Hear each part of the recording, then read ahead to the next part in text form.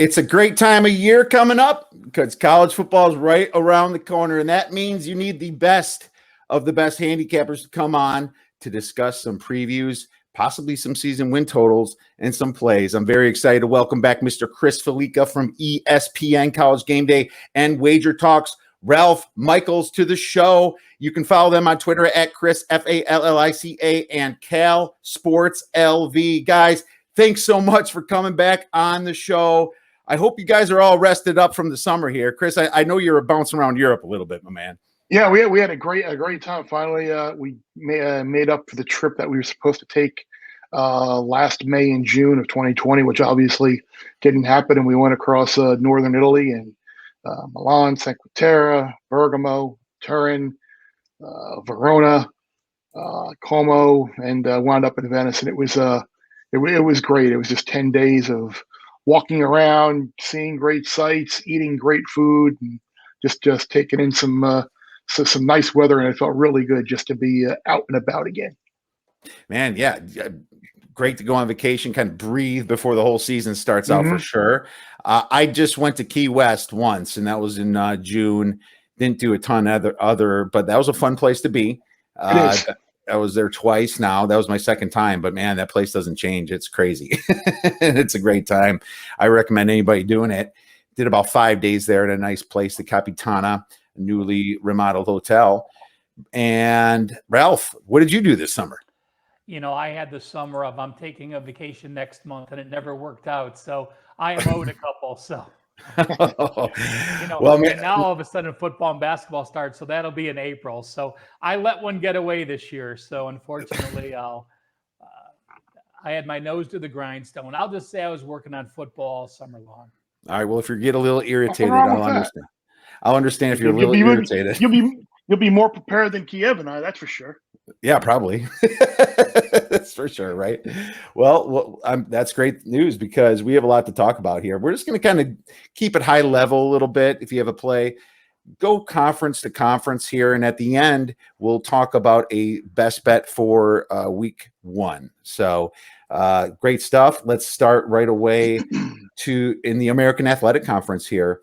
And I'll start out, and SMU is kind of the team I'm looking at a little bit here. I got to tell you, the 6.5 win total, I think, is a little bit low. I like Tanner Mordecai, highly touted guy from Oklahoma that transferred in. I like how they returned 10 defensive starters on this team. Jahari Rogers is a nice transfer from Florida, too. Sonny Dykes says this group has improved. And I got to believe that. Well, I'm going to try to believe that, hopefully, so I can hit this win total. But, that was kind of the question last year. I love their schedule at SMU. They're getting Abilene Christian, North Texas, Louisiana Tech, non-conference stuff, very easy. Now, the TCU's probably a loss, but then they get South Florida, Tulane, UCF, and Tulsa all at home. So I see the 6.5 wins getting there a lot easier when you have a non-conference looking like that. Now, they have to go to Cincinnati and Memphis, but I'm a little bit down on Memphis this year.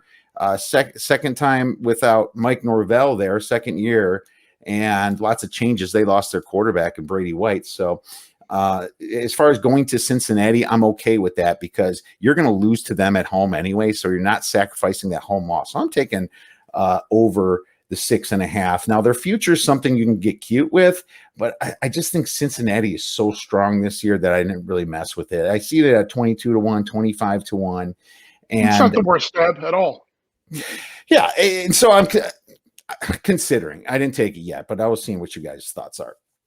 You failed to mention as well Jim Leavitt, now defensive coordinator, along with all of those returning starters at SMU. And Steve and I actually talked about SMU on our pod that we did earlier this week, and we both were higher on SMU as well. And the one question that I posed to him when you talked about Cincinnati being so strong is Bearcats now have all of these national expectations, and they have those two games at Indiana and Notre Dame where if they lose those games, will they be driven and motivated enough to simply be like, okay, let's win the American one more time and get back to the New Year's Six and not really, and because right now they're the highest ranked Group of Five team ever in the preseason poll in the playoff era. So like people expect them to legitimately have a chance to make the playoffs. So if those goals go by the wayside, how do the Bearcats and Luke Fickell respond to that? That'll be interesting to see, because that could, in theory, open it up a little bit more for some other teams in the American. Good point. And wait, are they still on the same side, or are they doing the sides again this year? Because in 2020 they didn't divisions. I'm getting confused on what they're doing this year. Not. I think they are just running 1 through 12 and not having divisions. Okay, thank you, Ralph. And that's kind of what a big question is. Yeah. I mean, if they're on the same side as Cincinnati, that certainly helps, because it's now it's just best record. So that you can look at it that way. Anybody on the same side as Cincinnati would benefit from this. But Ralph, what do you have for the American Athletic? Yeah, Kiev, you mentioned one important thought, and it was they get Cincinnati on the road, and that's good. When you're looking to bet win totals, you want your winnable games at home. It's much tougher to go in a pick'em game and win on the road than it is those pick'em games at home. So I am completely with you. My one over-under win total was SMU. There were even some sixes out there. I found it at one place. So completely agree with you. When you look at SMU's schedule, you talked about the easy beginning. Well, they're going to be a 30-point favorite, a 20-point favorite, a 12-point favorite, and 12.5-point favorite. Those are based on my power ratings, not the Vegas line. But a 12-point favorite or more in 4 of their first 5 games. You're going to have a stretch late in the year at Memphis, UCF, and Cincinnati. And like Chris mentioned with Cincinnati, if you have a defeatist attitude, that SMU win total may very well come down to that Tulsa game on the last game of the year. So SMU is going to need to be able to potentially be off 3 straight losses and win that home finale to take it. One long shot as far as the conference play goes, I made a play on Tulsa at 18-1. Right now they're 17-1. I love the coaching job they have. They're at Cincinnati November 6th, but that doesn't mean that can't be their only loss. They get Houston at home on a Friday night, and they don't play UCF. So it's an advantageous schedule for them. And if you look at what their defense did last year, yeah, they had Zaven Collins, so he made them special. But they only had 4 returning starters on defense. A much improved defense. The coaches mentioned that he's very comfortable with his new quarterback. So Tulsa for me, SMU over win total, Tulsa a long shot for me to win the AAC. I looked at Tulsa, and I liked the fact that they returned a ton of production there. Zaven Collins is gone, and he was obviously the heart and soul of that defense. So I wonder if they regrouped there a little bit. I mean, with all the other returning guys, you'd have to think so. Great point that they're not playing UCF. So I also looked at that one. Chris, one more point to bring up, Kiev. Just as we mentioned returning starters, let's remember everyone has a lot of returning starters. There are only 4 teams this year with single-digit starters, and over the last 10 years, the average returning starter in college football was 11.1 per team. This year, it's almost 15. So when 15's in your average, there's going to be a lot of teams with a lot of returning starters in that 17, 18, and 19 mode. Yeah, I agreed. I even saw a stat that it was at 16 somewhere, and maybe that was a while ago, and it went down to 15. Totally agree.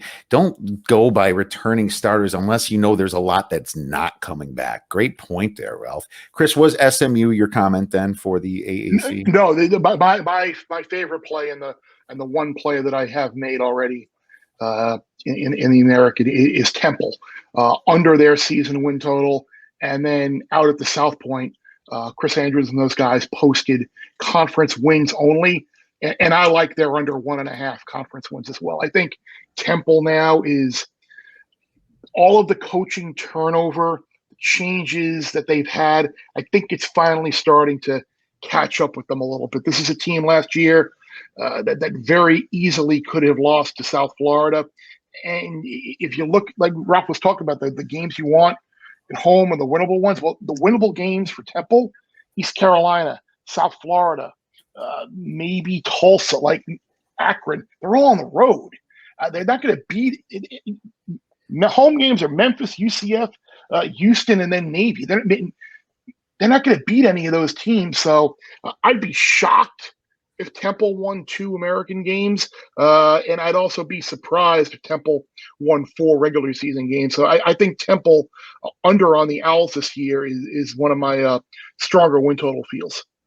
Chris, and that Temple play, I have them as a 4-point home dog to Navy and a Mm-hmm. 7.1 dog to USF. Every other game, and they're 11-point dog or more in conference play. So certainly concur with that play. Yeah, I'm not a fan of Temple this year either, and they've been since Carey, they've been really going down. So agree with that one. Let's move into the ACC then here, and I'm going to let Chris start it out because he's probably going with Miami to win the conference as well. Yeah, right. As well as the championship. Now, I got a couple of interesting thoughts on the ACC, and that was how to play it. I made a bet on Sam Howell to win the Heisman at 15-1. And my thought process there was if North Carolina wins the ACC, you're not going, and they beat Clemson in the title game, he's going to win the Heisman if they're up 12-1. But they're not going to be plus 1,500 on the money line in that ACC championship game should they get there.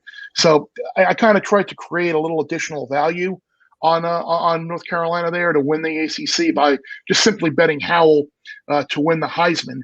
Because I think he does have a chance. I think this is a North Carolina team that people are going to overreact a little bit to everything that they lost, but Josh Downs is going to be a star.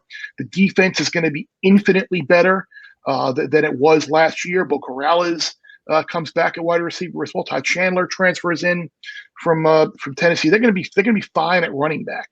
They're going to need one of the other wide receivers to step up, but I think with an experienced offensive line, a great quarterback, and a dynamic playmaker there as well, they're going to be fine. And it's a roster that, like, you hear about team and camaraderie. They play for each other. They love each other. They respect each other. So I like North Carolina to potentially win the ACC, and I tried to pin on that Howell Heisman. The win total under that I liked was Louisville, and I got it at 6.5. And I don't know if any 6.5s are still out there. But you look at the schedule that they have in the non-conference, you've got UCF, you've got Kentucky, you've got Ole Miss. There's likely 3 losses right there. Turned the ball over a ton last year. Since 2016, no team has allowed more sacks in the country. I thought Scott Satterfield would have this thing like on an upward trend after ridding himself of the mess left by Bobby Petrino. But the offseason there was really weird. He was kind of out hunting for jobs. So I'm not sure. I get a bad vibe here. And then you look at the offense, they struggled against every good defense they faced last year, and that was with JV and Hawkins, Des Fitzpatrick, and Tutu Atwell. Now they're gone. McCaffrey was on campus for like a day, and now it looks like Cunningham will be the guy at quarterback again. But I don't get a good vibe about Louisville at all. BC and NC State should be better as well, and they're going to have to play them. So I love Louisville under at 6.5. 6, opens up the opportunity for a push, but I'm down on the Cardinals this year. Yeah, so I'm actually Louisville was under 6.5 was one of my plays to give out here, and I agree. What a fantastic setup for the under when you have Ole Miss, UCF, and Kentucky. That's a brutal non-conference stat. I don't like the fact they lost Tutu Atwell and Des Fitzpatrick and Javion Hawkins. I think those are all big losses for them. And, Scott Satterfield, shaky, man. You hear all these rumors about the guy, trying to leave and inquiring with people. Doesn't seem happy there, but they get Clemson and Boston College. So the under is good for me, being that Clemson, Boston College is right there. So I completely agree. Any comments, Ralph? Yeah, I look at Louisville. Going through my power ratings, I have them favored in basically 4 games. Duke, Syracuse, a small favorite against Virginia and Eastern Kentucky. So you have to learn to win those games. And as you said, they play Boston College and Wake Forest, 2 teams that I'm going to talk about. I like BC over 7. I really like this team. You have a coach that, came from the NFL, had the first year with no prep. Now you have that NFL workman's-like mentality, a team with 17 returning starters, When I broke down their schedule based on my power ratings, I am a double-digit favorite in 4 games, a favorite over a field goal in 1, a double-digit dog in only 1, and then they have 6 games between the threes. And that's what happens a lot of times with win totals. You have to win those games between the threes. I think they do. I like their schedule. You have 3 very, very winnable games in a non-conference with Colgate, Massachusetts, and Temple. Let's knock those 3 as automatic wins. Syracuse is the other. They're going to lose at Clemson, but then they get a break. So to me, you're going to go at least 3-0. You're going to go 3-0 or 3-1 in non-conference play. You're going to lose to Clemson, but you get a break to reset, and then you face all those teams between the threes. Another team that I didn't bet the win total, but for me, they look to be a very, very much a play-on team. I'm very high on this Wake Forest team. I think Wake Forest is always that sneaker team that loses games but tends to cover, plays well as a dog. They're going to be in a favorites role a couple times this year, more than they've been in the past. But to me, not a bettable action to take today, but clearly a team that I have circled looking at September at the Wake Forest Demon Deacons. Yeah, there was another one I looked at. I remember in the bowl game, Wisconsin did jump their routes a few times and scored, but they really kind of came back at the end. And I didn't see Wisconsin giving it to them. They're still trying on defense, and they scored 3 or 4 touchdowns in the 3rd/4th. It wasn't like Wisconsin was giving up. They have a very good offense at Wake. So I didn't touch them because I thought it was a tad bit high for me right now, right? But it did go up. So you might have gotten it at a good number. The one I have is I tried to sell this to Chris earlier by text message a couple weeks back, but I'm not sure if he was buying it yet. But we'll see, because I like the Duke Blue Devils over 3.5. And no, this is not basketball, but I mean, when you start, and they were terrible last year. They were terrible, but I've never seen David Cutcliffe, besides this last year, not have a 5, 6, or 7 win team. Their first 4 games are Charlotte, who they blew away last year, NC A&T, right? North Carolina A&T, Northwestern at home, who it's just probably a loss, but Northwestern, they don't return much production at all. They're one of those single-digit teams you guys probably pointed out.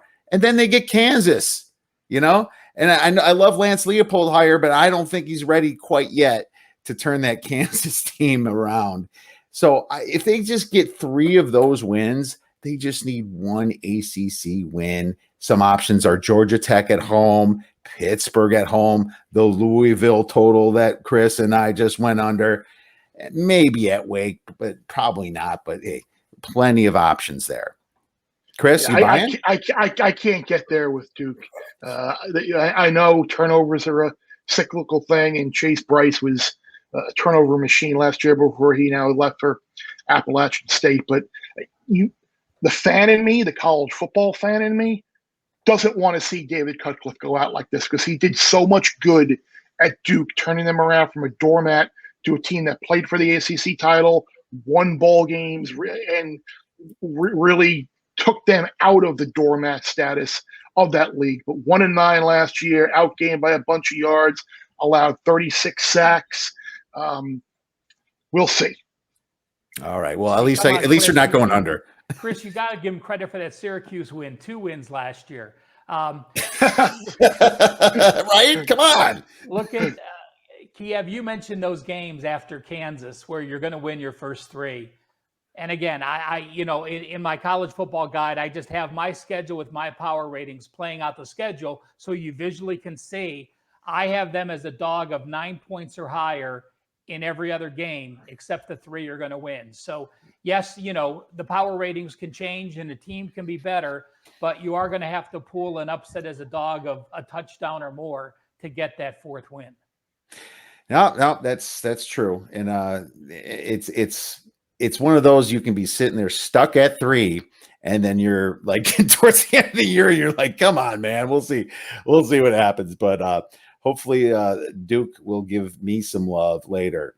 Let's move on to another conference pop quiz, you guys, before we get pop quiz. And this, which conference in history, Power 5, at least as long as I've looked back, has had their second and third place teams both finish negative in net yards per play for the first time in history. Pac-12. No. It was probably the Big Ten last year because weren't Indiana and Northwestern the second Bingo. and third place teams?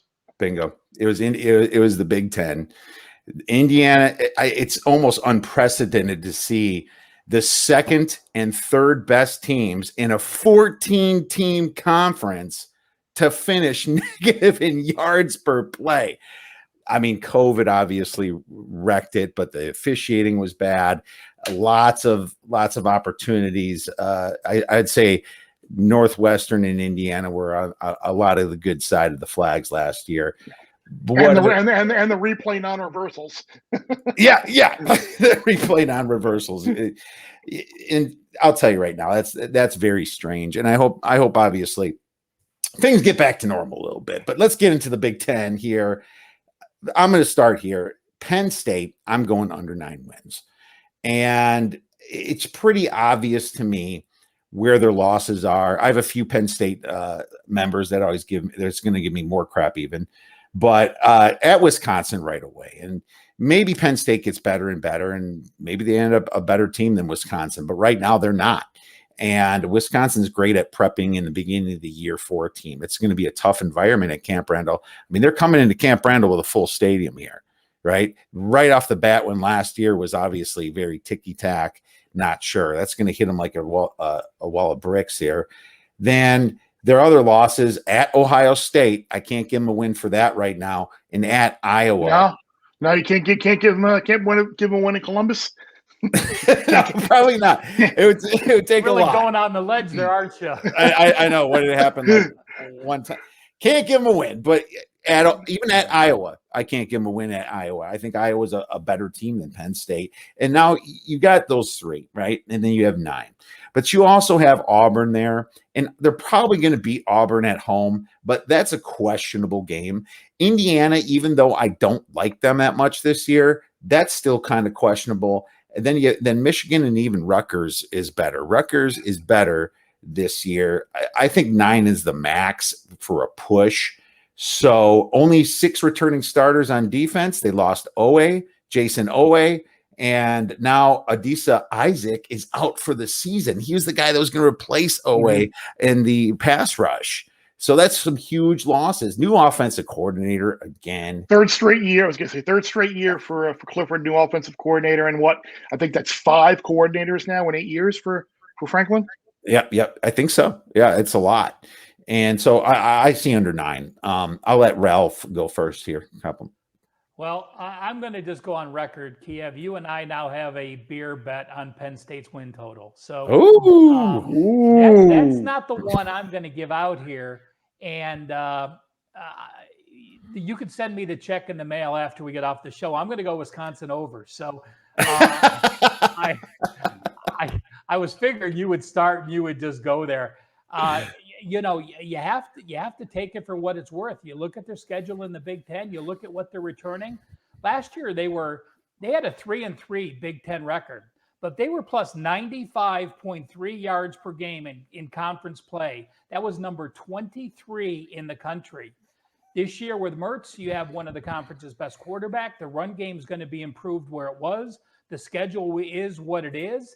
And then when you look at their schedule and you break down, I have Wisconsin favored in every game. And you look at the Notre Dame game, I have them as a 2.5-point favorite. Notre Dame is coming off Florida State, Houston, Toledo, and they have Cincinnati on deck. Wisconsin has a bye before the Notre Dame game. So this is the year of hell for Notre Dame. The ACC set it up where almost every team is off a bye before facing Notre Dame. Wisconsin is another one of those teams. So the schedule plays out to me, besides the Penn State game and the Notre Dame game, which I think they both could win, I have them as a favorite of 7.3 or more. Average game, I have them, again, favorite in every game, minus 13.9. Right now, they're plus 600 to win the Big Ten. Again, I'm not going to bet that because, as you guys said, if it gets to the end of the year, you're looking at the money line. There's not enough value to risk that. But to me, One more thing I'm going to throw out is I look at Maryland and I look at where their game totals were. Maryland is a team that I absolutely have circled with Tua's little brother to be an over team. Their defense was horrendous. I think their offense is greatly improved. They're going to change tempo and go up tempo this year with a more experienced quarterback. I'm looking for them to have scores in the 70s and 80s pretty quick this year. Well, look at that. Maryland on the over. Is it going to happen? Tunga Viola, brother. That's interesting. That's a good play. Iavoli? I don't know if it's going to be a winning play. Talia Tagovailoa. Well, that's good or stuff, as I man. say, Tua's younger brother. I think that's what everyone's going to say this year. And he's got a couple of stud wide receivers here. Dante Demas Jr. is one hell of a receiver. So you're right, Ralph. They do have a ton of offensive weapons. You know, funny enough, Rutgers and Maryland's interesting to me this year. Very interesting on that side. I think that one of them can surprise somebody, like a Penn State or somebody like that. So we'll see, man. But you like my Badgers over 9.5, huh? Again, last year's rush attack was an anomaly. I'm a big fan of Mertz, and you put that type of quarterback, you can say maybe Penix is the best quarterback, maybe Morgan. Who knows? But he's clearly one of the top quarterbacks. So you give one of the top quarterbacks with a now again improved O-line. Last year they rushed for 165. That's like a pass happy team after rushing for 273 and 233 the years prior. But I'm a big Berger fan. I think he's going to do great. The schedule plays out well. You only have starting with the Penn State game, Eastern Michigan and a bye. And then between Illinois and at Purdue, you have Army, who's going to be a nice win. So the way the schedule plays out, yes, I'm on the Badgers. All right. I love it, man. That's good stuff. Chris, anything in the Big Ten? I'm not going to get too fancy here. This is a brain dead bet. I laid the 190 or whatever it was with Ohio State to win the conference. I got like Ohio State to win the national title at about 7-1 or so. They are far and away the most talented team in the Big Ten. They're going to be in the conference championship game. I'm going to play over 8 conference wins at the South Point. They're not going to lose 2 conference games. I mean, maybe they could they be upset? Sure, I guess they could, but Stroud's going to be fine at quarterback. Not only do they have Olave and Garrett Wilson, they've got like 3 other freaks at wide receiver. Trevion Henderson, the freshman running back, is going to be an absolute stud. Defensively, they're going to be better. They Ruckert, the tight end. This offense is going to be scary, scary good. They're going to be in the playoff once again. So I think there is a lot of value with Ohio State just to win the big. Just lay around the 2-1 or whatever it is on the Buckeyes to win the Big Ten championship, because as we talked about before, they're going to be a much bigger favorite on the money line in the game in Indianapolis, and they're going to be there. Yeah, well, they do avoid Wisconsin. Not sure. Do they avoid Iowa too? Yes. Yeah, that's huge for them. Yeah, so I mean, even their conference road games are Minnesota, Rutgers, Indiana, and Nebraska. Yep, even with and Michigan. Even with the new quarterback, pretty safe for them. Sounds like. Ralph, you're about to say something? Well, you look and Chris talked about positions. They have the best receivers in football, period. They have probably a top 2 defensive line, bringing in 2 young kids with Sawyer and the kid from the West that they just signed. Mm-hmm. They have a top 5 O-line in the country. So, you're looking at the best O-lines and D-lines. You don't need that quarterback. You just need a game manager. He doesn't have to be as dynamic. On Ohio State's schedule this year, if you play it out, their smallest line, I have them at Indiana -9 points. Everything else is double digits. So how can you argue with Chris's play on the over? This isn't a team that gets upset very often. Yeah, they may throw that one clinker in, but you have the luxury of that one clinker. And you mentioned Indiana as well. That was the other play that I made. I got Indiana under 8. I don't know if 8s are still out there. 7.5 might still be okay. Kiev hit on it at the start about the negative yard per play differential. It was a great story last year, the season that they had, and upsetting Penn State and knocking off Michigan, knocking off Wisconsin to end some losing streaks and some really down years for those two programs. You beat Maryland, who was up and down last year. You beat a bad Michigan State team. This year, you open at Kinnick. You got to go to Ann Arbor. You got to go to Penn State. You're not going to beat Ohio State. You got Cincinnati in the non-conference. Like, you got Minnesota and Purdue as well, who are, those are 50-50 games, I think. 7-5 is possible. And you take last year out of the equation, like 7-5 would be fine in Indiana. No Stevie Scott, no Upfiler. Jamar Johnson's gone. Kane Womack left, defensive coordinator, to take the head coaching job at South Alabama. Like, if you could find under 8, that's like a max bet. Because they're not going 9-3 to beat you. Maybe you push it 8-4. It's 7.5. I still like it, but under 8 was a big play for me. Right on. I have Ohio State, the number 3 ranked team in my power ratings. I have Iowa at 11 and Wisconsin at 12. Believe it or not, Ralph, I have Iowa slightly above Wisconsin. The good thing for Wisconsin is they get Iowa at home, so I still haven't favored that game. But interesting stuff there. Let's move on to the next conference then. And I believe it's good old Big 12, or should we just say the conference soon to be formally known as the Big 12? So, I mean, it's going to be interesting watching how this all plays out. There's going to be some bitterness at some of these games. Wow. Well, anyways, we could talk forever about how, if it's right or wrong about this. The show's not about that. But if you want to take a shot, feel free. But I'm going to have Ralph start out with the Big 12 to see if you like anything in this conference. Well, I have Oklahoma as the second best team in the country. So, my power ratings have them where they are.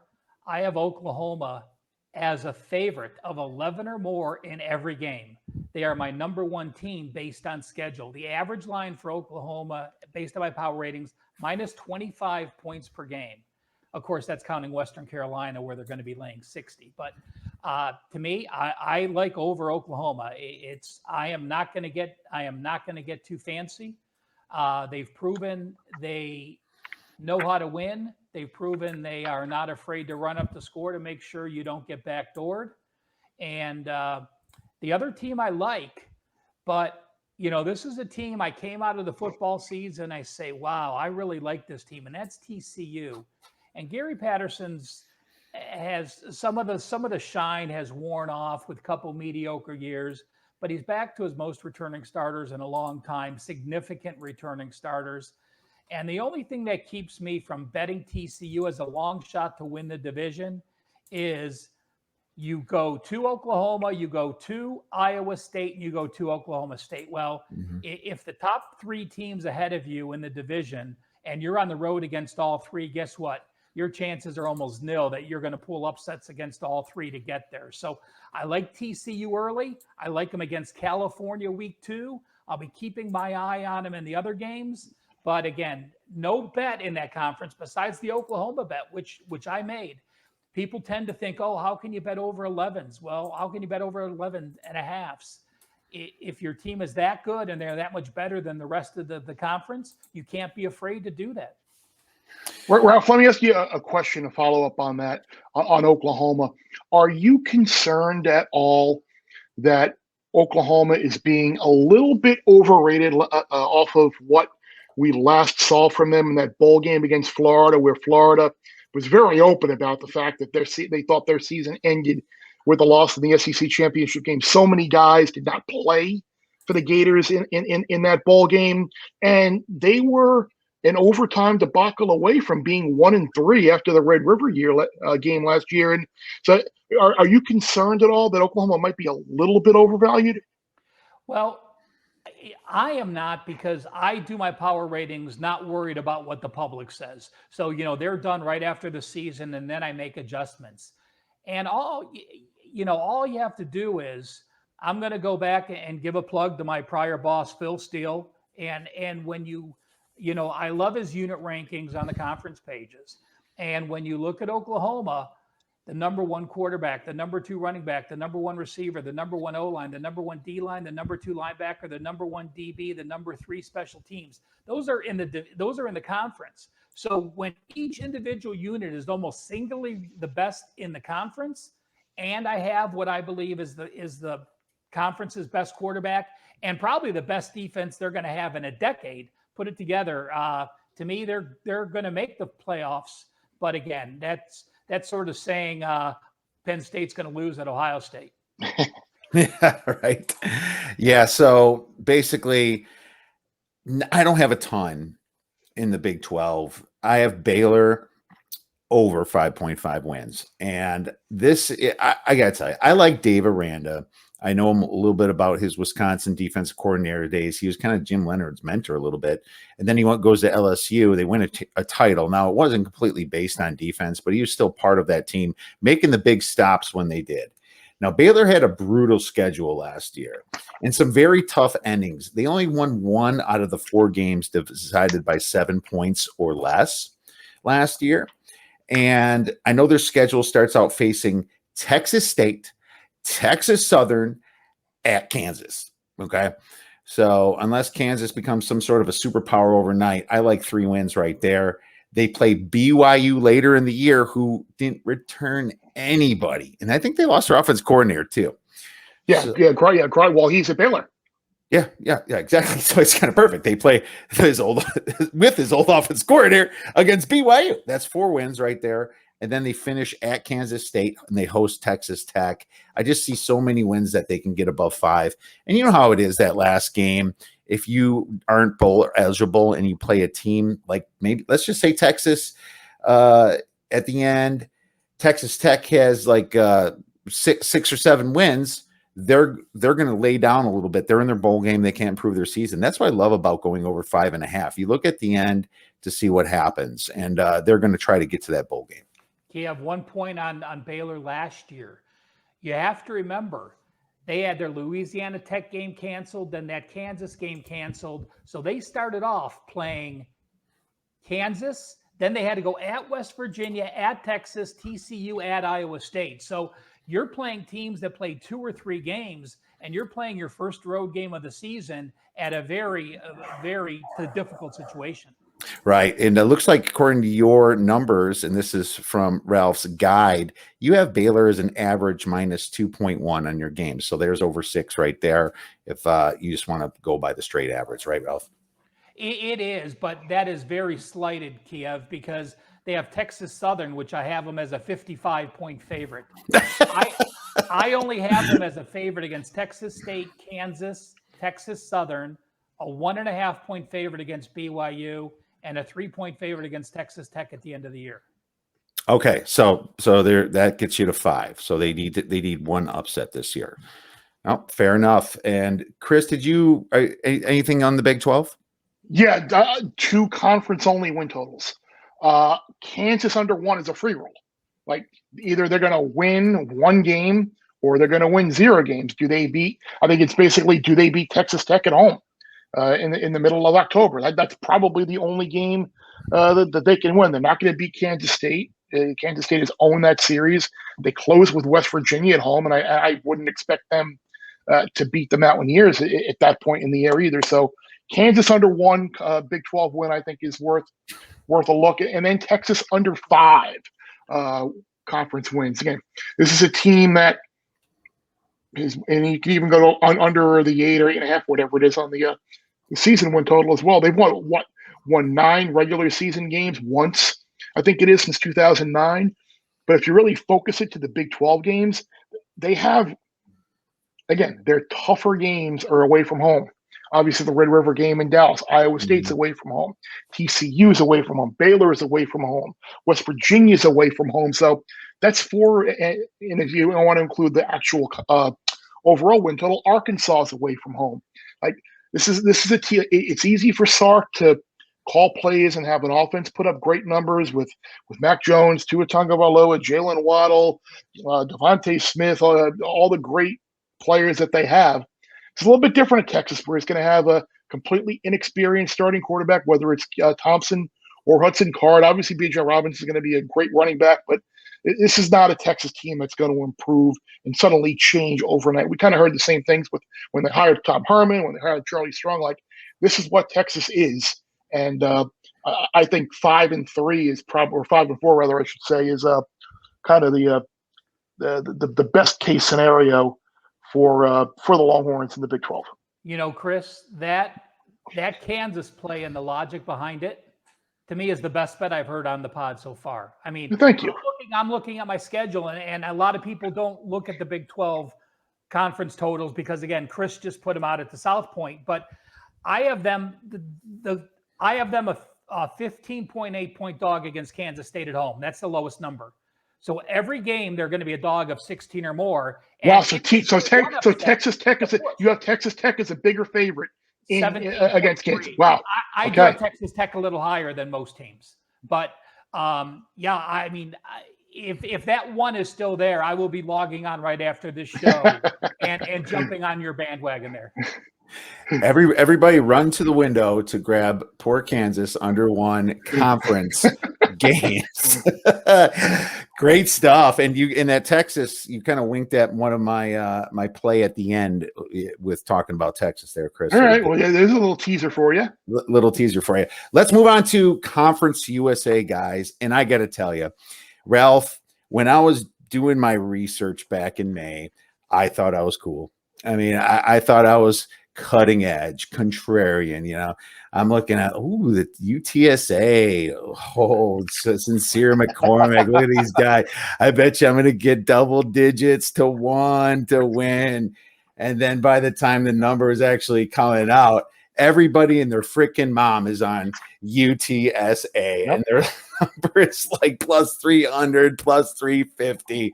I mean, I was heartbroken to see that, and I kind of, guess I'm not playing these guys.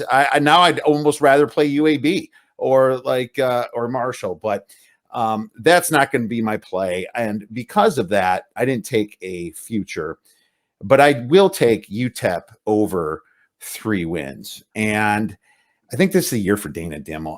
This team, they return a ton of production on offense. Their quarterback and best receivers, 5 out of their top 6 tacklers on defense, right? And UTEP's been a terrible team, and we know that. But all their conference games last year were away, except for the very last one. They were all away. And they were still able to squander 3 wins somehow in last year's shorter season. But this year, they have some pretty easy games. At New Mexico State, who didn't even play last year. And I would bet that they're worse than most FCS teams. New Mexico State. I think they're my lowest power rated team, New Mexico State. Really competing with UMass there. And Bethune-Cookman is one of their games as well. Home against New Mexico, which might be a loss, but it's at home. And then Old Dominion, which I have worse than UTEP. So there's your wins right there to get 3 at least, maybe if you beat New Mexico. But later, you're at North Texas, home versus Rice, and I'm not high on Rice this team. I think UTEP can get 5 or 6 wins finally, guys. So I'll start out with you, Chris. This is a league that I didn't have really a ton of strong opinions on. I think the one that I had was FAU. I liked FAU plus the 25 or 25.5 week 1 versus Florida, with the Gators really having all of those the turnovers at the quarterback and skill position players. FAU obviously brought in some quarterbacks to help solve their problem because offensively they really struggled last year. So Nkosi Perry, Miami's former quarterback, is there. Brought in another transfer quarterback, and Mike Stoops now is their defensive coordinator, and he's got a lot of personnel to work with. This is a team that was 10th in the country last year in scoring defense. So I think if you're looking for someone opposite the common teams that you're talking about to win this league, they get Marshall at home. And that's a big deal, obviously, being in the same division as Marshall in Conference USA. So I think FAU is certainly a team to watch out for there and potentially win this league and maybe reach that conference championship game. All right, look at that. FAU with Taggart there. That is going to be an interesting situation. Let's move into Ralph. Any thoughts on the Conference USA? Yeah, well, I'm going to just concur with Chris said. I have FAU, UTSA, UAB, and Marshall are all at plus 300 to win the conference. That's where, as of this morning from one book, Western Kentucky was plus 850 and Florida Atlantic's plus 12. I think there's a lot of bunches grouped. Obviously, UAB to me is the strongest team in the group. They have some excitement with their new stadium. But this is a conference I didn't make any bets on. But I do want to bring up a point just to help educate some of our viewers, not that they need much help educating from us. It's, we're learning in basketball now in college hoops, number of returning starters means so little with the transfer portal. Well, it's becoming the same way. Western Kentucky, you look at Western Kentucky and say they only have 10 returning starters. How can they repeat? Well, this team went out to Houston Baptist, who had one of the strongest offenses in FBS last year, took their OC, their quarterback, and their top 3 wide receivers, who 2 of them were all conference players, and the quarterback has thrown for over 10,000 yards. So, there has to be a new category moving forward in college football, returning starters and transfers that started with significant stats at other schools. So Western Kentucky is a team that some may say, why are they rated as high as they are? And that's part of the reason. Yeah, you hit it. That's the extra dive you got to take, when just looking at returning production, returning starters. If you're getting a bunch of transfers in, that's what's going to give you the edge right now. So I agree with you 100%. Great way to look at it. And so that's all I have really. I don't have any other great thoughts about Conference USA just because the team I prep with wasn't the one that had the good number. But let's move on to the MAC then, guys. Now, the MAC for me in general has a lot of teams that are pretty good. And when you talk about return and production, Ralph, there's a ton of it in the MAC. So I'm going to let you start first and see if you need anything in this conference. Well, you look at the team that had the best yards per game diff in the MAC West last year was Toledo at plus 123 games, and Toledo returns 22 starters. So that's a pretty good number. Returning all 22 players that were the number 1 team in the West. To me, though, there's no value. A couple injuries there at plus 200, they're plus 210. I made no over-under bets. I like Central Michigan, but I didn't pull the trigger on that. But I'm going to take a flyer and bet Kent State at plus 11 to 1 to win the MAC. So they're a second-ranked team for me, but with a quality quarterback in Crum and a team that learned how to play at that super up-tempo pace that they played last year. And yes, teams are going to be more conditioned than they were last year with the COVID situation, but I think they'll have a big edge. The only concern about Kent State, you have that lightning flash offense and you run into some bad weather in some late games, it can slow you down. So Kent State from a futures perspective or season? Kent State to win MAC at 11 to 1. Great stuff. And real quick, I have Kent State as well, and I'm splitting it with another team though. So not big. I'm not making big plays, like maybe a half quarter unit type thing, but I got Kent State to win the MAC at plus 1,400. I mean, how do you not like Sean Lewis and what he's done there? Ex-Badger, by the way, used to play tight end and quarterback for the Wisconsin Badgers back in the early 2000s. But wanted to point that out. This team averaged 49.5 points per game last year. That was absolutely ridiculous. Now, the caveat to what they did last year, guys, is 2 of their games was against Akron and Bowling Green. And their other game was Buffalo. But they at least put a 40 spot on Buffalo. And Buffalo was known for their defense, and they were kind of able to run with them for a while after a couple hiccups. But this is how teams grow. The defense was terrible, but they have 5 transfers that are coming in. You're talking about transfers, 5 transfers that are coming in to help in right away. Some from some decent named schools there. So I like how they're not on the same side as Ball State, Toledo, and Western Michigan, right? They're away from them, and they get Buffalo at home this year. So I did put a half star or so on them at plus 1,400 is where I found it. And I'm taking Western Michigan with the other half. And the reason that is I like Caleb Ellaby. I like how he ran for 4 TDs, threw 18 touchdowns, and had only 2 interceptions last year. Third in passing efficiency behind guys like Mac Jones, and I can't remember the other one that was really high in pass efficiency last year, but he was third, in all of college football. The team barely lost to Ball State last year by 3 points. The defense does have to vastly improve, I will say. So I'm splitting my play here. Well, Chris, any thoughts? Yeah, there were a couple of things I gravitated towards the MAC. I threw a little bit of a dart on Eastern Michigan to win the MAC at, I think, around 25-1 or so. Again, this is a team that all they have done lately is play close games. They had a lot of COVID problems last year and a lot of injuries, and they get the quarterback Hutchinson back. Creighton's got basically his entire defense back. I think they feel good about some of the running backs that they have. Last year, nearly beat Ball State, nearly beat Kent State. I mean, they're right there with these teams, and the good thing for them is they get 2 of the worst teams in the league, Northern Illinois and Bowling Green, on the road in games that they should win. So while they may not go on the road and beat, they can put themselves in a position to maybe be in the race to get into that MAC championship game. So again, I have a quarter unit or a half unit on them to win the MAC. I thought was worthwhile. The one thing that I really did like in the MAC was, again, conference wins and season wins on Northern Illinois.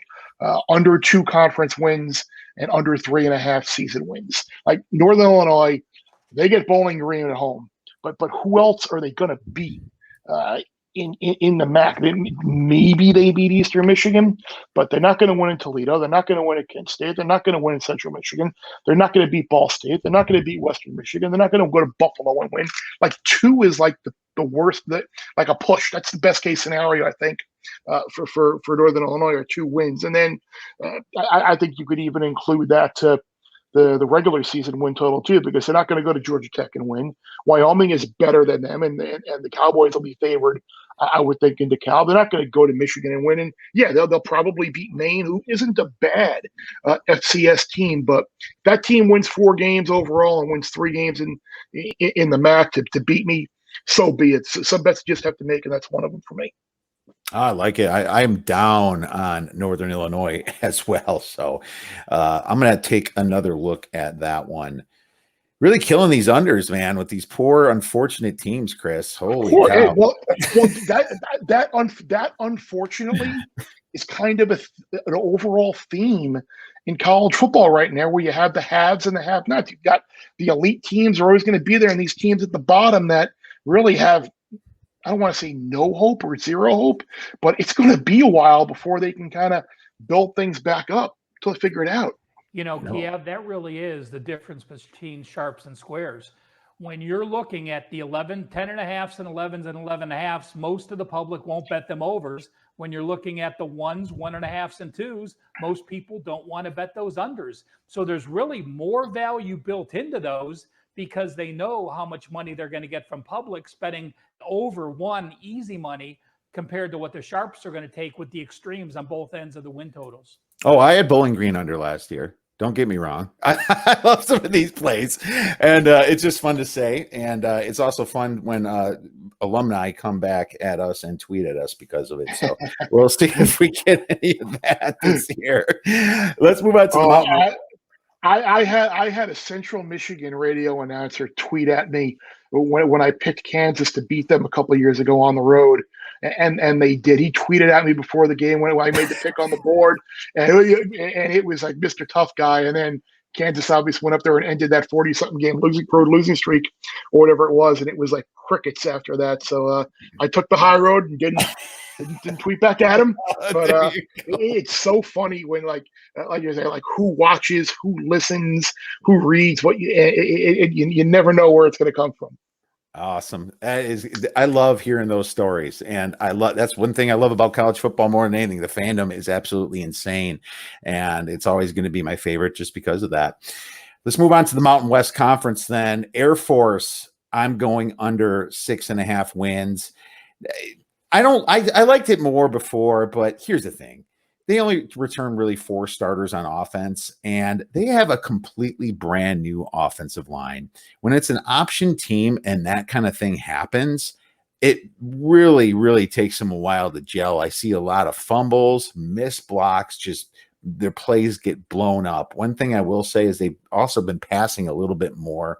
I wonder if they're going to try that with a new offensive line as well. But they have a pretty tough schedule at 6.5 wins.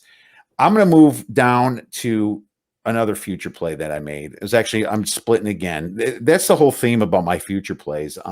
If you can get bigger prices, you can go split your unit in half and go on each side, because if you need to hedge back, you just need a little bit more to make up for. I'm going to go San Jose State to win the conference at plus 550. I don't know why. And I actually went 1 star on that and half star on the other. I am not sure why that their odds are so good. I like this play. I like this play. Thank you. They rank 4th in the conference according to in returning production. They return a ton of people. Quarterback Nick Starkel, their full offensive line, their whole defense is practically back. They have to go to Nevada, but they avoid Boise State. You know, they avoid Boise State, San Diego State, and Fresno. Yeah, they got to replace a couple of receivers, and like I said, I think that's a great price. And the other thing too is, I'm sorry, I was getting ahead of myself. They get San Diego State, Fresno, and Wyoming at home and miss Boise. Yeah. And a lot of people like Nevada on that side. Yeah, San Jose State has to go to Nevada, but Nevada on the flip side has to go to Boise, San Diego State, right, and Fresno.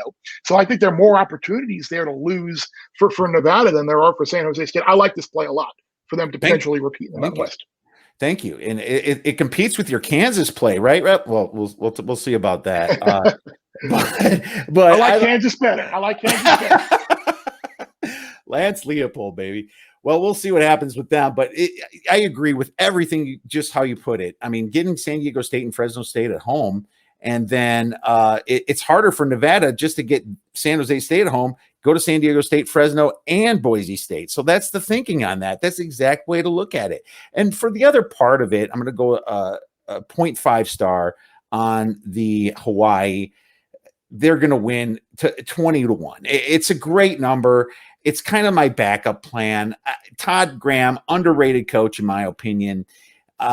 Schedule sets up nicely because they also avoid Boise State, and they get San Jose State, Fresno State, and San Diego State at home themselves. So the 20-1, too hard for me to not sprinkle a little bit smaller of a play on it. Very easy to make up for if you got your San Jose State here in the championship game anyway.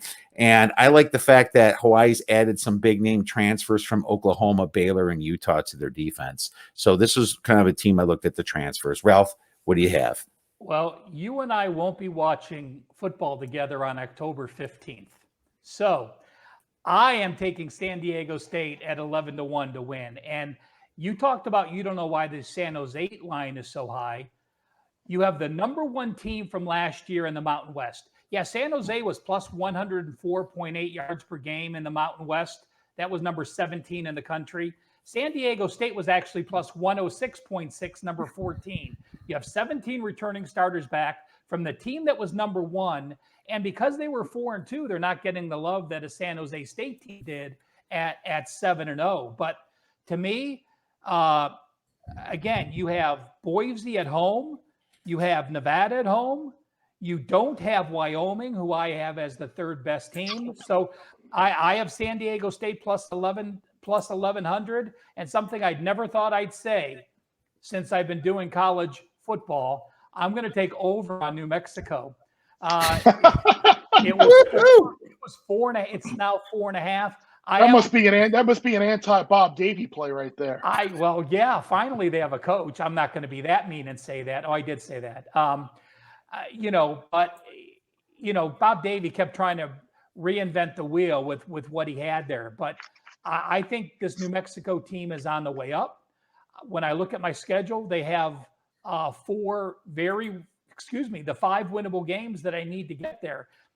Houston Baptist, again, we talked about Houston Baptist and all their players on the OC just going to Western Kentucky.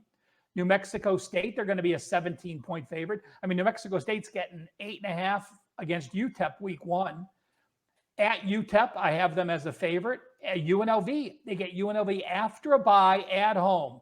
So 4 very winnable games, and then they finished with Utah State at home. So I'm not asking this team to go on the road and win games, which you have to be very careful when you're using those young few win totals, especially a team that has only won 4 games and lost 14 the last 2 years. But New Mexico over and San Diego State to win the Mountain West.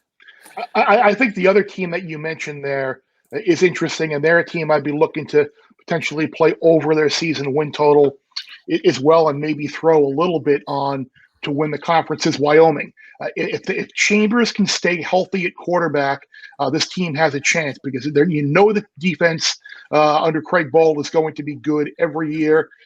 I think at running back they're going to be okay. With Valladay, he's an impact player that they have. It's one of the better home field advantages in the conference. I know they have a little bit of turnover on the coaching staff, but I think, and if you look at the non-conference games early in the year, you could assume that they're going to be healthy early in the year. There's a chance they win all 4 of those games. I mean, going to Northern Illinois, we hit on them before. They go to UConn, and UConn's certainly not a very good team. But getting Ball State at home is huge. They could beat Ball State and Laramie, and then they have FCS Montana State, so they could be entering the month of October. They're 4-0, and you only need a couple more wins to pick up that season over. So I think Wyoming, you're right. They are a team that found themselves in a ton of close, ugly games last year where their offense struggled simply because they had no experience at all at quarterback ready to play. One note on Wyoming. Last year, they didn't play Air Force, so those kids are 2 removed from playing the option, 2 years removed, and they do get a bye before Air Force, which is always a coach's benefit to prep for that option. All right. Well, look at that. And Wyoming had some very bad injury luck last year. People were looking at them to be good. Their quarterback got hurt for only the season. I'm pretty sure. I think like the 3rd straight year. I think he got hurt for the season. Thank God. Well, that's got to turn around at some point. So I love the action in this conference. We have a lot of different opinions here. I mean, all these different little futures here. All of a sudden, Boise State's probably just going to clear our clocks. But I don't know why there's such a big favorite. Their name. They lost Harrison. Yeah. They lost Harrison. They lost. I don't think that's necessarily a big deal. I think Avalos will be fine, but I mean, yeah, they're the model of consistency in this league, but I think teams like San Jose State, San Diego State, Wyoming, I think they've all kind of closed the gap a little bit here. Absolutely, I do too. It's going to be such a fun conference to watch, and we're definitely going to revisit this podcast here to see what happens. Let's move on to the Pac-12 here, and I'm going to be completely honest with you guys. I got nothing in this whole conference. Really? Okay.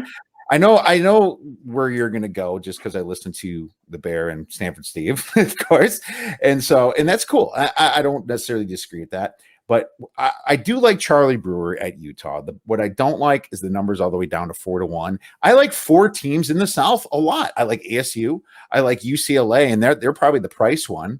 The quarterback there, Robinson. I like, obviously, what I was just talking about, Utah. Charlie Brewer is fantastic. He almost beat Oklahoma against Kyler Murray's Oklahoma. With Baylor, the championship, almost beat Oklahoma. I was trying to say, I'm stuttering here. And then USC's USC. So there's 4 teams there that are just so stacked. It's hard for me to take a low number on any of these, but it's going to be one of those. And then you got Oregon on top. Pretty favorable. You didn't even mention UCLA. I did. I did. Oh, you did mention UCLA. Okay, I'm sorry. Yep, I said that they are the price one, and so they're probably 10. They're 10-1. But that's I was hoping for something bigger. Sorry, I'm passing. Maybe to win the South, you could play them. Yeah. I didn't see a lot of those numbers up. I'm gonna have to shop that around, and I want more outs. So I'm gonna get more outs when I'm in Nevada next week. So I'm gonna shop that around. Why don't you start out and tell us how you love Oregon, Chris?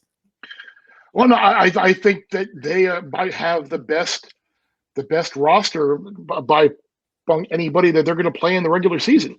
Their season win total was 9, and like 9-3 is probably the worst case scenario for the Ducks. I know people are talking about Tyler Shuck leaving and not being there, but he kind of stunk at the end of the year last year. Dirty little secret in the Pac-12 championship game, and then not really finishing the bowl game.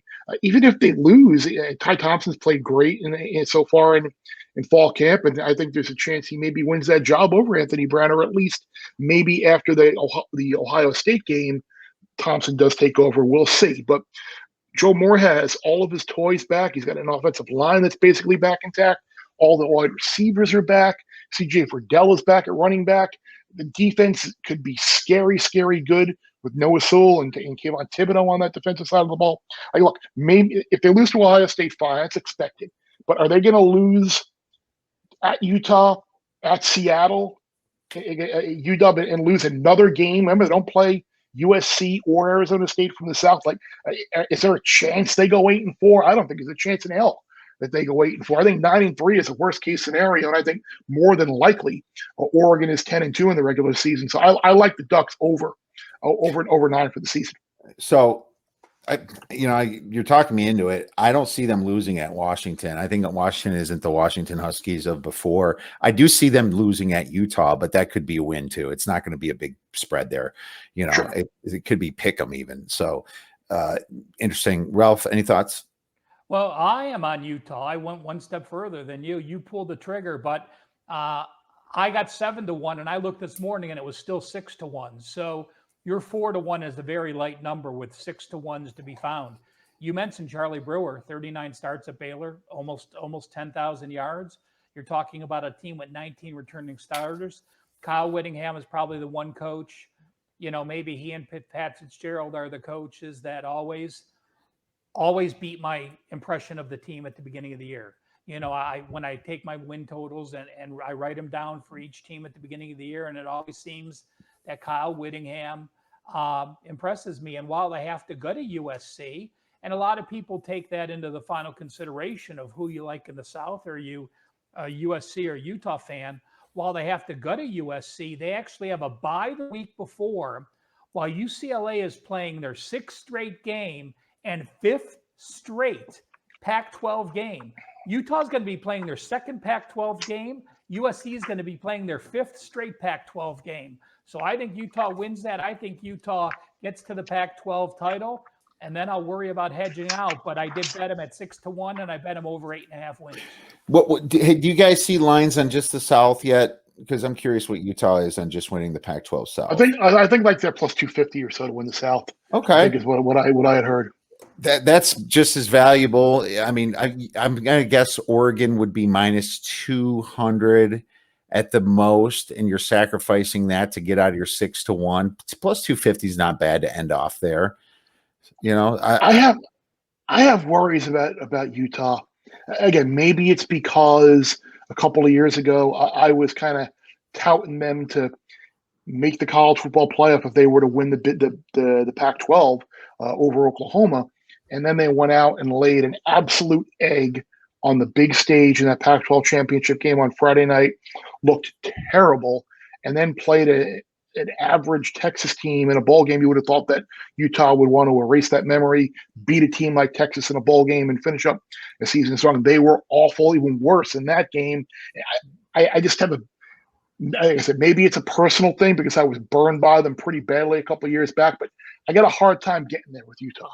Well, I'll tell you what, and that's why I like the Charlie Brewer, because he was in that championship game and barely lost. Now he's coming to a potential another championship game, and I think that's the one. The experience of being in one is going to take him over the edge. So that's kind of where I would argue with that. Your numbers for the South: USC plus 180, Utah plus 230, Arizona State plus 240, and UCLA plus 600. Okay, cool. No, thank you. UCLA is not bad look in that one either. So I made some money. And they're going to be good on offense this year. Dulcich is one of the best tight ends out there, and Zach Charbonnet transferred in from Michigan is going to have a big season, I think, for the Bruins. One of the other things that I looked at in this league too was playing USC under 7 Pac-12 wins. I can't see them going 8-1. This based on the schedule. This number actually got bet up from 6.5 to 7 at South Point, but it's a team that always seems to fall short of expectations.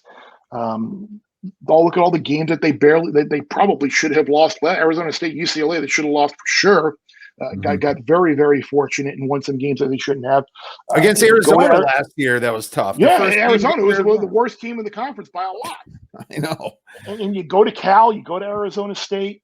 You still got UCLA as well on the schedule. You got Stanford on the schedule early in the year when you don't know what you're going to make out of David Shaw's team. You got to go to Wazoo, but I'm not super high on them. But they're not going to go 8-1 and beat me. So I mean, if I push on 7-2, that's fine. But I think 6-3 is very much in play for a Pac-12 record for UCSC. Well, you don't got to tell me twice to fade Clay Hilton, so not a tough decision on that one, my man. But we can talk about this conference a long time. What's really kept me off is ASU sitting there as well. But I'm going to go shop around for some numbers here before we get to the SEC. This segment is sponsored by BetUS.com. Make sure you check them out. Use the promo code BetterOdds to get a 100% sign-up bonus. Let's move into the SEC then, guys. And I'll start out here. I'm going to take Auburn under the 7 wins, and I did lay minus 150 on this, and maybe the number was better earlier. I was a sucker for Auburn before, and I was wrong, and I watched a lot of their games, and I saw why I was wrong. I mean, Bo Nix is pretty good at home, but he's just a terrible road quarterback here. I don't like the fact that they have a new coach. And I know it's Brian Harsin. He's been successful at Boise State, but this is one end of the country going to the other. The schools don't know you as a recruiter there, lots of difference there. And I didn't even like him that much at Boise State, to be honest with you. I thought that program, was at the top and then slightly went down because of him or with him, not necessarily because of him, but he was there. I don't like their schedule. I see losses at Penn State, at LSU, against Georgia, at Texas A&M, and of course, Alabama, right? So there's 1, 2, 3, 4, 5. And then you also have tough games at Ole Miss and against Mississippi State. There's not a lot of room for error here. And so that's why I'm paying the juice at the minus 100, minus 150. Bo Nix hasn't showed me he can move it to the next level, and he's not going to do it with a new coach, guys. What are your thoughts, Chris?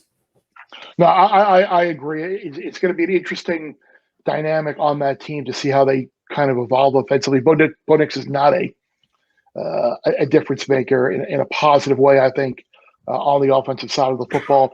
Defensively, they got a couple of good linebackers.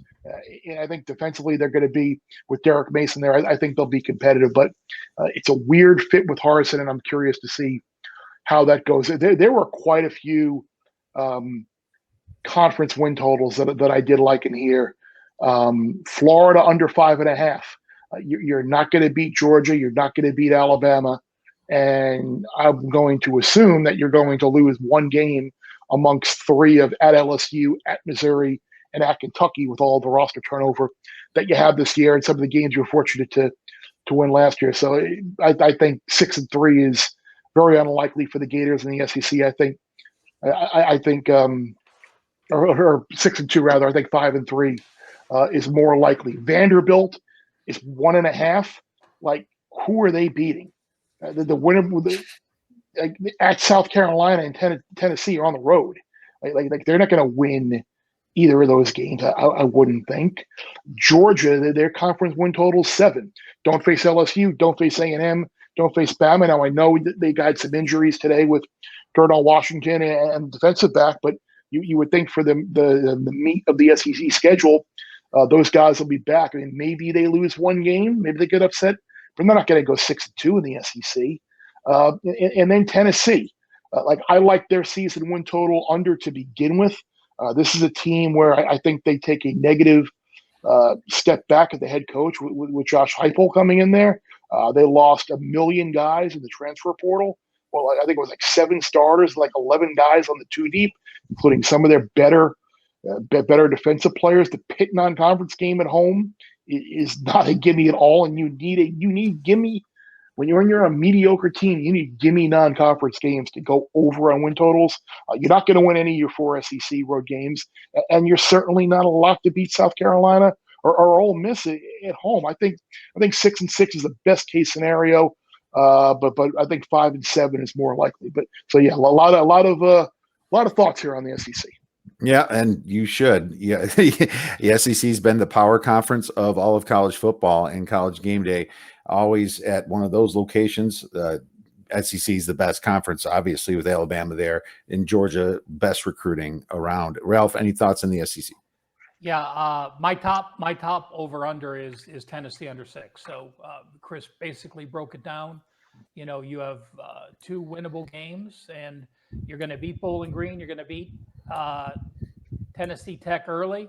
You're going to beat South Alabama, and you're likely going to beat Vanderbilt late. And that's 4. And then the rest is in between. I guess South Carolina would be the biggest push for me. Chris, you were talking Georgia. You bet over Georgia, correct? Yeah, Georgia over 7. Yes. Okay. At the end, I thought you said you can't see them getting that wins. Maybe I just misheard you, but it was. I'm sorry. I think I might have spoke too fast. I don't think I could see Georgia losing twice in the SEC. I think is what I totally meant to agree. say. I have them as a 7-point favorite Auburn, a 5.5-point favorite to Florida. I have Georgia over as well.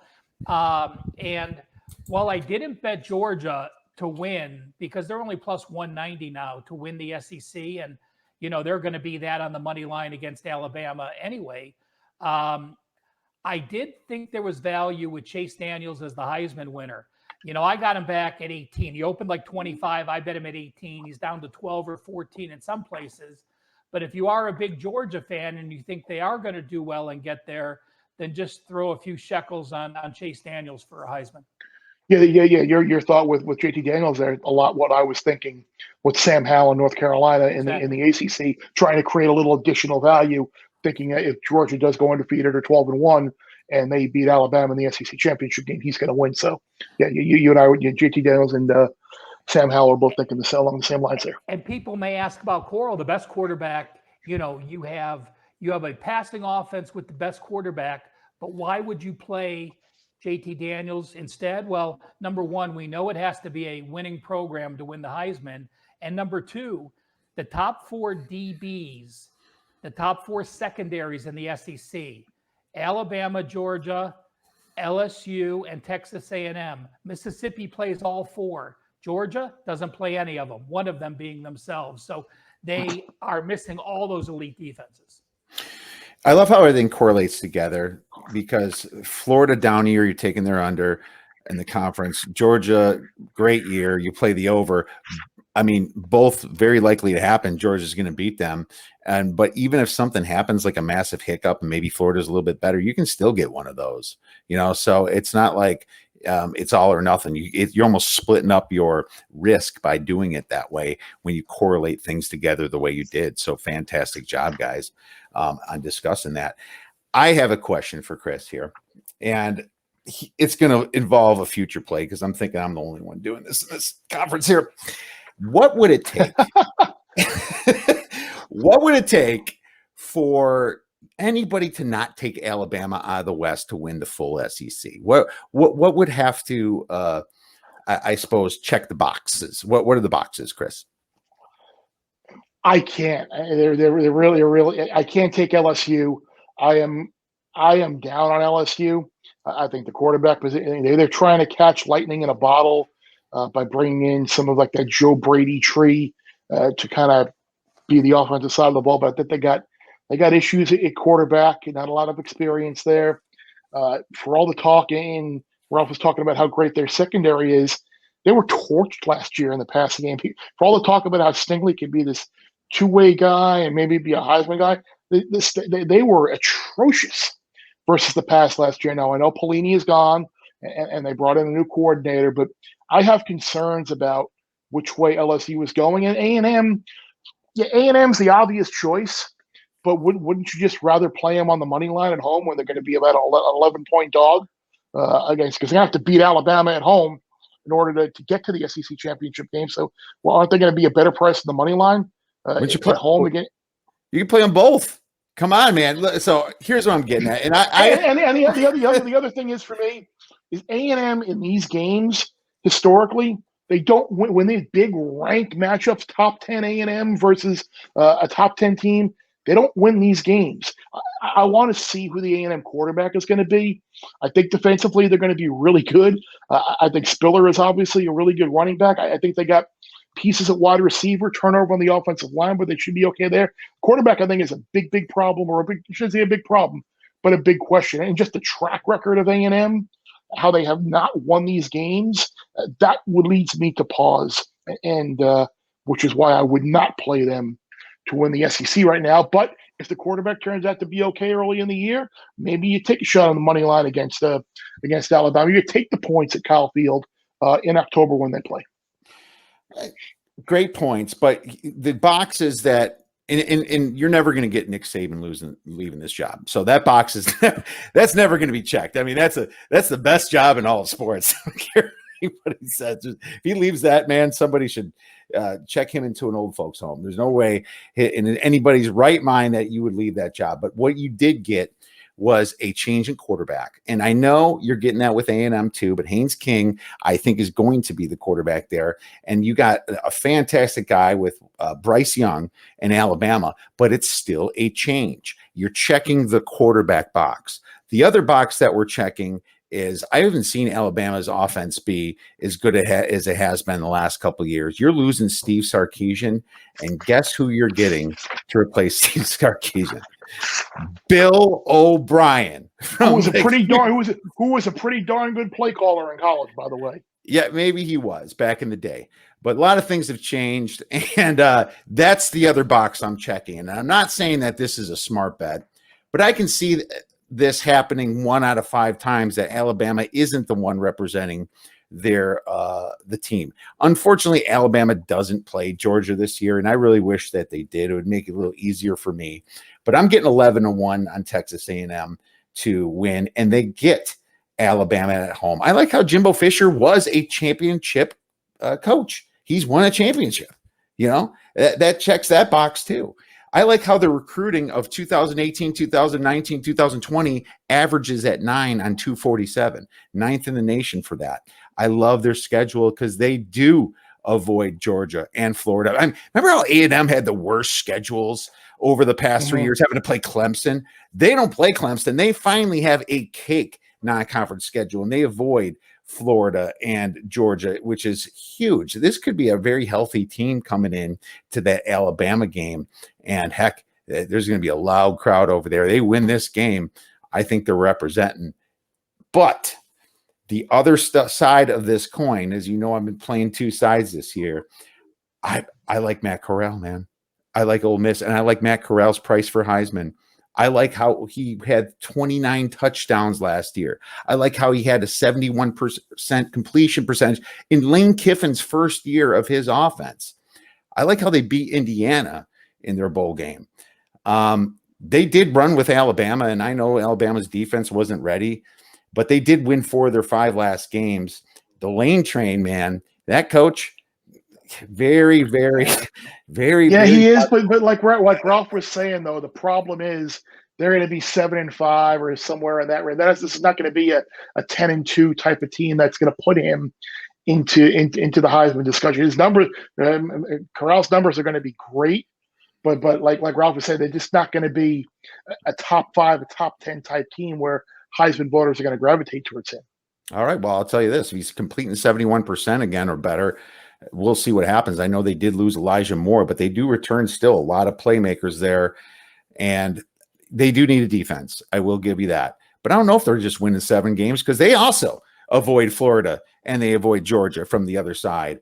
So 40-1. I got them 40-1, which you'd have to hedge that out of Georgia. So a little bit on them at 40-1, a little bit on the more prominent one.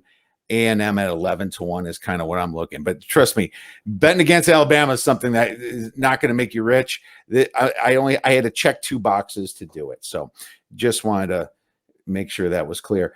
Let's move into the Sun Belt then. The final conference we have to talk about. Real quick, we're running short on time. I want to give our best bets out. I'm going to say that Georgia State's going to win over 5.5 games. I really like Cornelius. Yes. All right. Some agreement already. I took a flyer on them at 25-1. I think it was to win the league. I mean, the schedule, they nearly beat Louisiana last year. They nearly beat Appalachian State last year. They did get blown out by Coastal, but they got a bunch of guys, as a lot of teams do, coming back. this is a team that I think is definitely worth a flyer to win this league. Man, and I was going to do that, and I looked, and they have to go at Louisiana, at Coastal Carolina. They do get App State at home at least, but man, can Coastal Carolina repeat that? I don't know. They do return a ton of production themselves and their coach. You do lose Maribel and Tyrion Jackson, their best defensive players. So I'll be curious to see. Yeah, very curious to see. I love what you're thinking there. So over 5.5 wins, Georgia State for sure, and yeah. I like it, and they have a nice finish to the season. They're going to get bowling because they're going to have Georgia Southern and Western Kentucky. I think that easy over 5.5 wins, but I really like your thoughts on the possible 25-1 reach. I might be a player with you on that. Ralph, anything? Hey, Chris and Kiev, this morning when I printed off lines, Georgia State was 40-1 to win the Sun Belt. Okay. Okay. I saw 25-1 on I think it was DraftKings earlier today. So I have not made that bet yet. That was at FanDuel, but and part of that reason I think is we've seen the ULL and Coastal lines inflate since they were in the top 25. I think that's a complete negative. I think the kids are going to be full of themselves.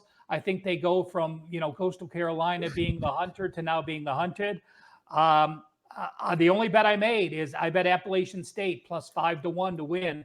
You're talking about an experienced team that I have as good as the other two, just a notch behind. Me getting them 5-1, and I think those two teams above them are going to have some issues with kids' heads getting too big. This isn't Alabama that's used to being there. These are kids that the Sun Belt historically now has two AP top 25 teams. I think that goes a long way to bringing them back to earth. And I think to follow up on that, Ralph, as good as Louisiana was last year, and they had 7 one-possession games. Yeah, they were 6-1 in one-possession games. And I mean and I think Levi Lewis is still so inconsistent throwing the ball. I don't know. I probably would be. I could see myself very easily being on Texas week 1. I think that number is going to come down a little bit. I think ULL is going to be or Louisiana, I should say, going to be a very trendy, popular dog week 1. So I could see myself being on Texas that week for sure. But the best bet that I like in the Sun Belt is UL Monroe under 1.5. I know a lot of people think this team is going to be better, and I honestly don't know why. The Terry Bowden hire was really weird. I think Rich Rod's son, Rhett, is going to be the quarterback. Last year, they had one game that was decided by fewer than 18 points. You got a bunch of freshmen and sophomore starters. Even if they do get some help in the portal, maybe they beat Jackson State. But I just don't know who in this conference they're going to be able to compete with right now. That you should be a guillotine operator for the next Game of Thrones. Taking under 1.5 on poor Louisiana Monroe. There you go. Have to finish with that, didn't you? Oh my God! I have them October 23rd, Chris. I have them as a 6-point home dog to South Alabama.